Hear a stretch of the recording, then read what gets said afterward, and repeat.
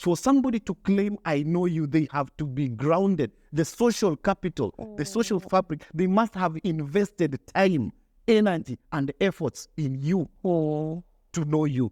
They have been there when you are low. They have been there when you're high. They have been there in all your types.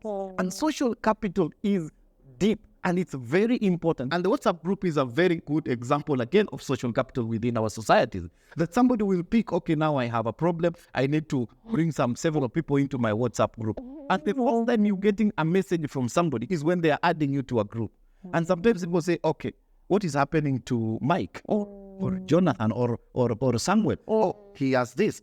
Because those people have not really invested in your social capital. Even taking a moment just to call. When it's summer, because winter will come, autumn will come, spring will come. When it's very gray, when you're in a jubilation mood, do you involve them? And the more you involve them, that will be your social capital when things are going south. Wow. Yes.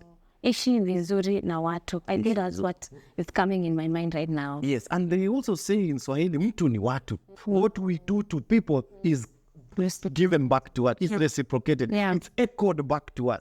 So I would request our viewers to really invest in social capital because those are the benefits. You cannot call for benefits where you do not plow. It can be done.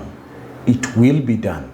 Me and you only need to do our part. Welcome, viewers, to yet another show here in Milestone Sociologist, your #1 channel that informs you on the contemporary social issues. Today, we take a dive into the issue of social capital. Most of the times when capital is mentioned, our head clicks finance, business, money. But have we thought that the primary or the most fundamental aspect of capital is the social one? Welcome and stay tuned. Don't touch that dial. My name is Hilda Lumati, your resident host here at Milestone Sociologist. Welcome to another session of Ask, Speak, and Engage with the Sociologist. Welcome Asante. To another session. And today we're talking about social capital. And over here, we start by defining concepts. Yes. And you can just start by defining what social capital is.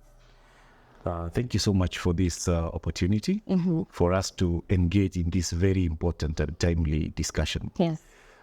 Social capital, like you said, it's very important when you're dealing with sociological concepts to try and define them and conceptually understand so that we can help our viewers understand what is this that we are talking about. It is in short, it is to try to unpack it so that it becomes more palatable to our viewers. So social capital really refers to your own investments in social groupings. Because you remember, we have always said that human beings are always beings that become. For instance, I would love to take a small journey of a child who is born. They are born free without any connections, without any relationships. And remember now I have mentioned our new word, relationship. So as the child grows, he builds into relationships. He builds into other human beings. He invests in them. He has children who will start calling, this is my friend. This one is my mother. This one is my father. This one is my auntie. He's beginning to have people around them that associate with him, that are helping him into this being, into becoming this holistic human being. And then when he grows, he engages into what he is owned into something that is called his family. And then he will be sent to school. School, he'll get another relationship with his teachers, with his peers, with other people of his age. And remember, life is very unique. Is that the people you go to nursery school is the people you will be mature adults with. So life gives you an opportunity to grow with them, and you even grow older with them. So social capital is simply the networks, the relationships that we build into this life. And most of the time when we hear about social and then capital is always associated with finance, money. The ability, the buying power is capital in economics, in economic schools of thought. But then we have the same ability. We can use the same definition of capital to social one. So we may define it as the buying power within your networks. Okay. What is your value what is your investment within your networks? Yeah. For instance, so that you have financial power in maybe banks or SACCOs or any lending institution, you must invest in them. For instance, what is your capital in Equity Bank? Maybe you have invested in Equity Bank or Cooperative Bank or any other bank. So that capital gives you the strength to buy or purchase. So your social capital is in the more finer details is your ability and your investment into your social networks. In these networks that we have said you grow up with, your village, your society and everything, how much have you invested in people? In Kenya, there is a word that is almost now becoming a cliche, that I would want us to use it in a more positivistic manner today. Yeah. That they say, unajua nani, Kenya ni nchi ya kujua watu. Yeah. So this is a reflection of social capital. Who do you know? But even further, who knows you? And what does it entail for people to know you? This is your social capital. Yes. And we are Africans, right? Yeah. We are living in an African setup. Yes. Now, how do you ground that for the African context? I'm happy that we can talk about social capital within the African context. Why? African context is really a social mechanistic society that people live within their locus. People belong. There is a lot of belonging in their beings. For instance, and this is the home of the greatest philosophers of social capital. Remember the South African concept of Ubuntu, that I am because we are, and because we are, therefore I am. Yes. That our identity or my identity is in our collectivity. Such that if I am suffering, therefore we are suffering. If I am successful, therefore we are successful. And you've had this in your society, or maybe the viewers, that mtu wetu ameenda ng'ambo, or mtu wetu amefanya hii, or our person has died. It is our person that has died, that we even mourn together as a collectivity. And it is always our behavior to have even something that we call maombolezi. We mourn our people. And even at birth, we jubilate birth together. That birth is a collective thing. You will hear our women, our mothers saying, we have gone to take tea. Tumeenda kukunywa chai ya mtoto. It is owning the child.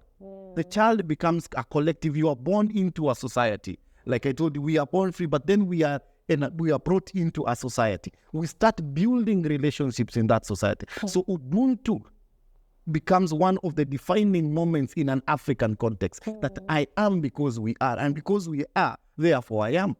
And this is the primus of I know people. And I want to ask people fundamentally this question, to reflect even as we go on with this topic. How many people do you claim you know? It is just not knowing. For instance, my name is Ngure.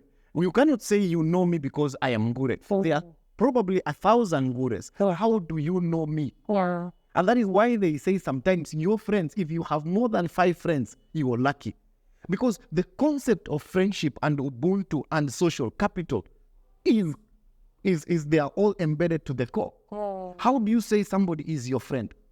Maybe they are acquaintances. There is an old guy who I really respect, and I remember him with a lot of nostalgia sometimes.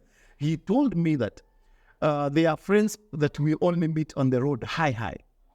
Because we don't know them and they don't know us. You don't know even their home. You don't know who they are.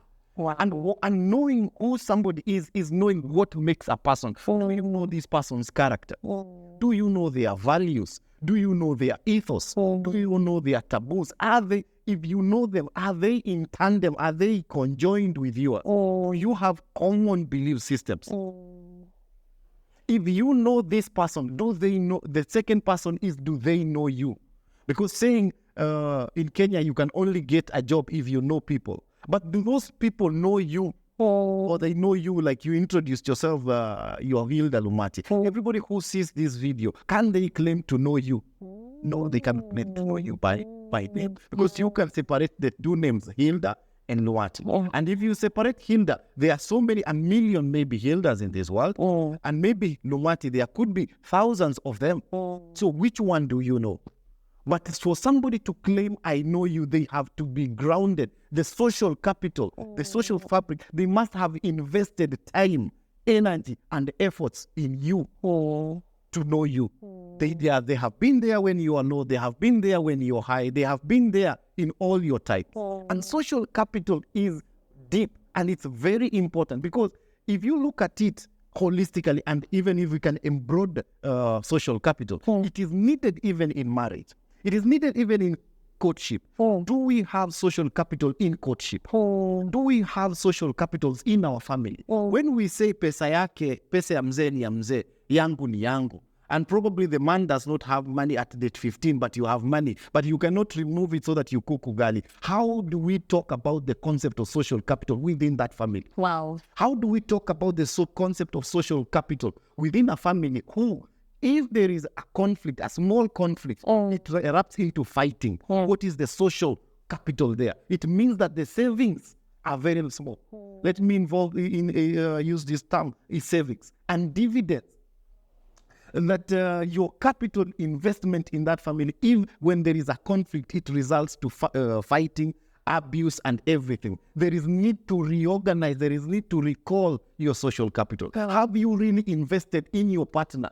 How much have you invested in your partner? And you would easily feel comfortable calling them foolish. How deep is the social capital? If you're feeling so comfortable in rubbishing them off, in not involving them in your everyday runnings of life, how deep is your social capital in your larger family, to your brothers, to your sisters, to even your church mates? We normally are now bound to the WhatsApp group, and the WhatsApp group is a very good example again of social capital within our societies. That somebody will pick, okay, now I have a problem, I need to bring several people into my WhatsApp group. And the first time you're getting a message from somebody is when they are adding you to a group. And sometimes people say, okay, what is happening to Mike or Jonathan or Samuel? Oh, he has this. Because those people have not really invested in your social capital. Do you know them so well? Investment in social capital is very important. How much? We must ask ourselves at this point in time, what is your dividends? How much have you invested? If for instance, banks and circles normally have this behavior at the end of the year, they give dividends. And people are given the dividends consummate to your savings. If you have a 1 million savings, they say you are paying dividends to 13% of your shares. If there was a call today, I want you to think, with your husband, how much dividends would you get? How much dividends would you get with your parents? How much dividends would you get within those people who you call, these are my village mates, these are my people? Remember, we defined Ubuntu as I am because we are. And because we are, therefore I am. Another very good, in the Kenyan context, we must remember Professor Philip Mbithi of the University of Nairobi. He has written deeply into the issue of social capital. He says that social capital is really important even in conflict resolution. Wow. Even as a country like Kenya, for us to end cattle rustling, how much can those people involved? How much is the government intending to make them invest in social capital? For instance, one of the major measures of ending cattle rustling, if I can just give a quick thought, is ensure that the children of the neighboring communities that are conflicting read together. And they can have peers, and when they want to shoot, they remember, oh, that one is not now. You minimize them. That one is not an enemy. But that one is Michael. That one is Paul, who we used to play together football. When there is social capital like that, let them intermarry. Let them intermarry. Because today, this week, we were going to pay bride price, and we really exchanged good pleasantries. Tomorrow, we cannot fight. How do we solve our problems? Social capital is very important. Is very important. How do we solve our problems in the family, in the religion, in all our fears, even in intrapersonal spaces? Depends on our social capital. How much are we investing in our social capital? And I love the fact that you're mentioning the one investing. We are going to unpack that. Maybe you can just talk about, can we invest in social capital? And I like the way, if we can go further with the issue of WhatsApp, so that our viewers associate more internally with what we are talking about. Yeah. And if you can see the list of contribution in WhatsApp, those that you have really invested heavily give 20,000, 30,000, 50,000, because the investment is heavy. Yeah. Probably even they are part and parcel. When you're discovering the wedding, you're not announcing to them. They're even in your organizing committee, because when the need is happening, they are there with you. It shows greater connectivity. It shows greater investment into that capital. And the contribution sometimes decrease with the decreasing investments of social capital. The dividends that you reap to this person are so limited because you have not been saving. You have not been plowing into that. Remember, we being African, and we are talking in an African context, it is impossible to go reap from a garden you did not plow. Wow. So if we are to get another example, is the farm. If you do not plow in your farm, then you cannot complain of no yields. So we must be people who constantly invest. And investment is heavy. Investment is costly.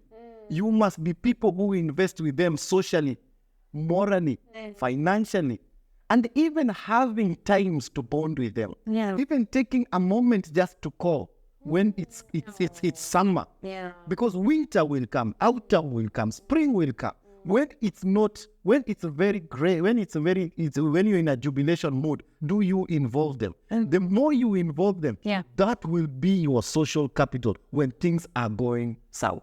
Wow. Yes. Ishi vizuri na watu. I think that's what is coming in my mind right now. Yes, and they also say in Swahili, mtu ni watu.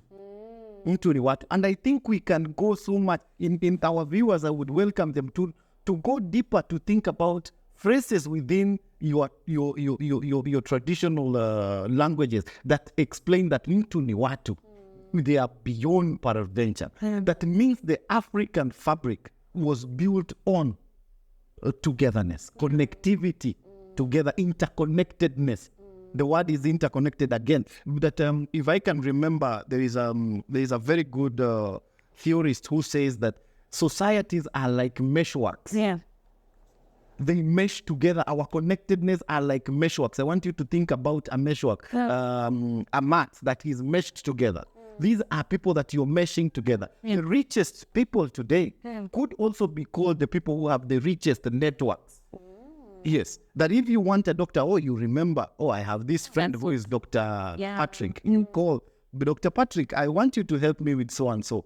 And because you have investment, there is dividends of your life in them. They take it as a priority thing. Yeah. And or you want help in somebody who is a teacher. You say, okay, I know Milestone, who is a don in the University of Lisbon. I will call them, and they will feel obligated to help you because of the social investments you have with them. It is very important that we really fertilize, we really cultivate, we really take care of our social capitals. Yeah. Yes, they are our net worth. Yeah, and sometimes simply even capital, social capital informs financial capital. Wow. Mostly it will inform financial capital. Think about it. If you're thinking about sources of finance in a business, you can lend, you can loan, you can do harambes. It comes from the social capital. If you're thinking about your buying power, the first people you tell I'm opening a business and your social network. But we must be very careful. How do we know these people? We know them quite strongly to say that these are people of my social networks. Yeah. Have we invested with them so well? Because sometimes we call strangers friends. Sometimes we call strangers part of our social capital. And this is a misconception. We must invest so much in them, such that when the day of dividends comes, you have really invested and your bonuses will be fat and good. Wow. Let me bring the God aspect in this conversation. When God created man, he said it is not good for man to be alone. So that means God wants us to have relationships.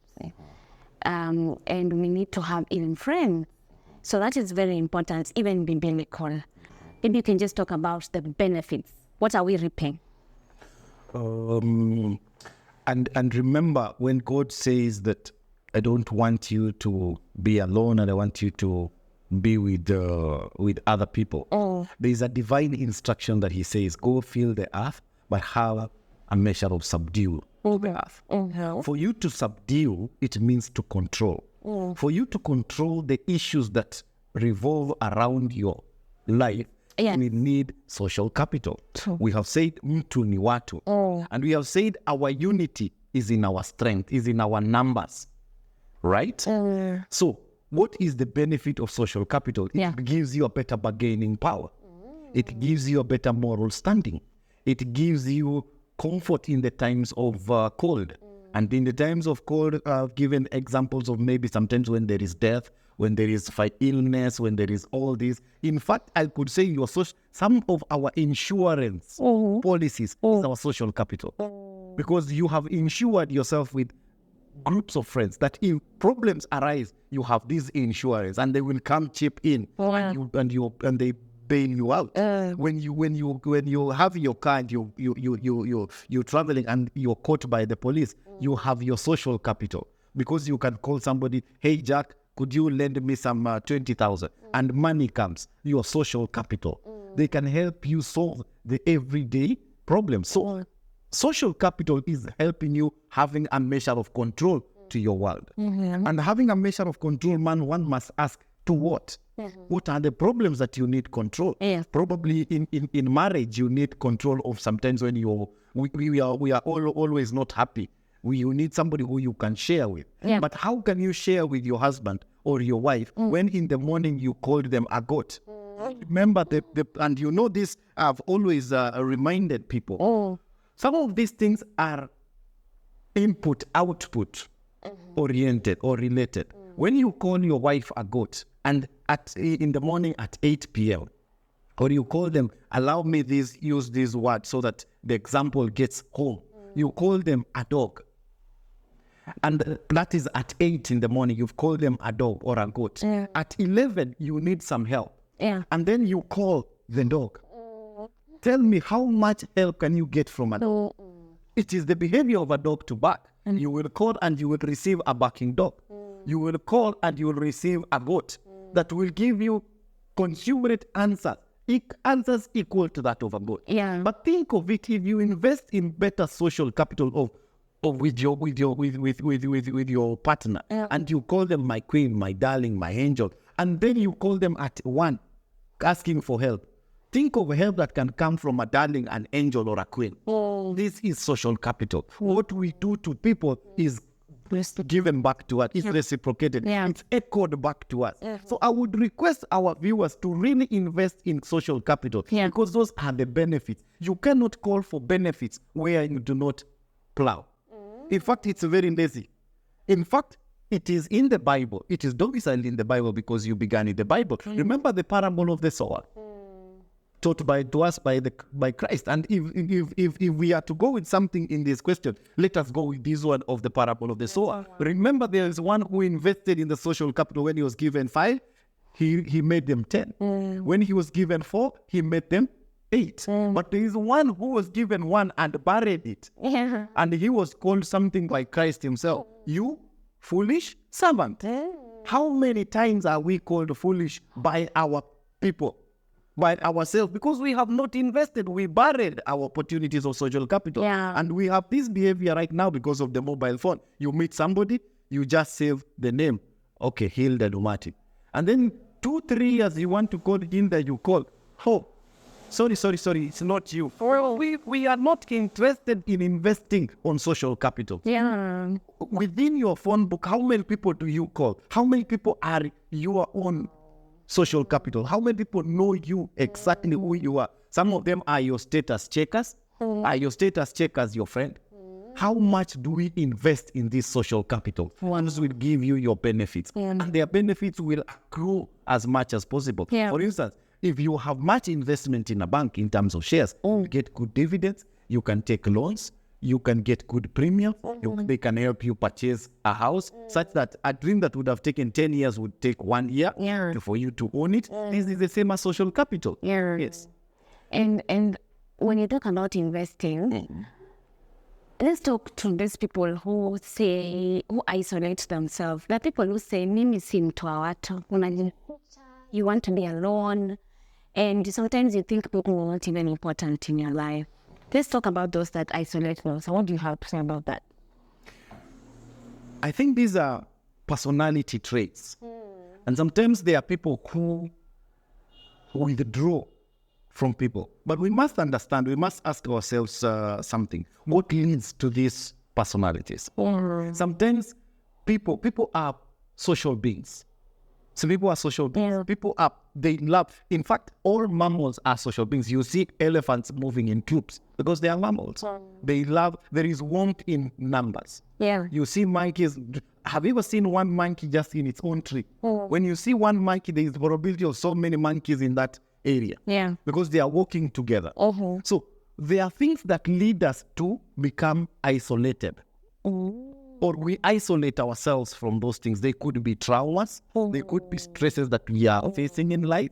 They could be issues that we are facing, for instance, in marriage, in finance, and all these things. You really want to be mtu wa watu in WhatsApp group, and you really want to invest in social capital, but you do not have the job and everything. I think some of these things we can try to talk more to other people. One of the solution of all this is speaking to other people, sharing with people. Social capital, one of the builders of social capital is communication. Communicating to people. I have this 1, 2, 3 problem. How can you solve it? Help me solve it. Because even if you are undergoing marital problems, your own investment in social capital will bail you out. Because you can speak to maybe your marriage counselors, you can speak to your religious fathers, you can speak to the elders in your community, you can speak to your sisters. You have confidence. I don't believe there is somebody who is in total isolation. We could say their social network is reduced. So, but within these social networks, there are people you trust. I would ask that people to confide in people. Because remember, when you don't confide in people, you get into solitary moods. And when you get into solitary moods, then your humanity dissolves. And when it dissolves, then you start undergoing what we call depression. And depression, is if you can allow me say, is a disease. And remember, I've always said that depression must be understood in its most literal forms, depressing. You're starting to depress. You're starting to go down. Before you hit rock bottom, please start investing in your social capitals so that you don't go there. And when you are okay, please have good friends that you can always call, hey, I'm going through this and this. And I'm talking about people you have invested, people you know, that when I tell Hilda that I have a problem with my partner, I'm not giving you an opportunity to go to spread it.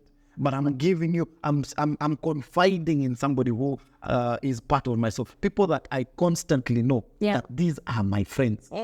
Then they will help you. So it is very important to have social networks.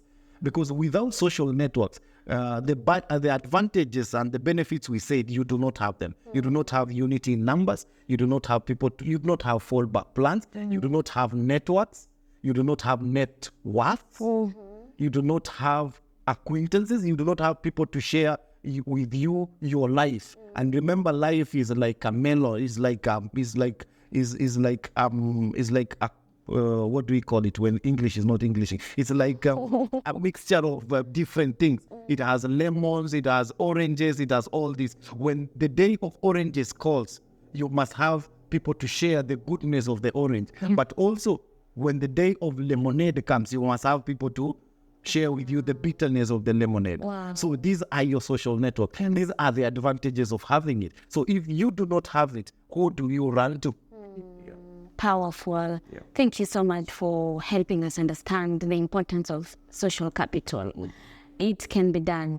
It will always be done. We only need to do our part. And today we conclude by saying we need to do our part of investing into social capital. Let us invest in our friends. Let us know them so that they can know us. And you can say, I know this person. Thank you so much. Thank you. And I hope our social networks are built stronger. Mtu ni watu. Je, una watu? Kama una watu, wewe ni mtu. Asante sana. And don't forget to subscribe now. Subscribe for more content from Milestone Sociologist. Asante.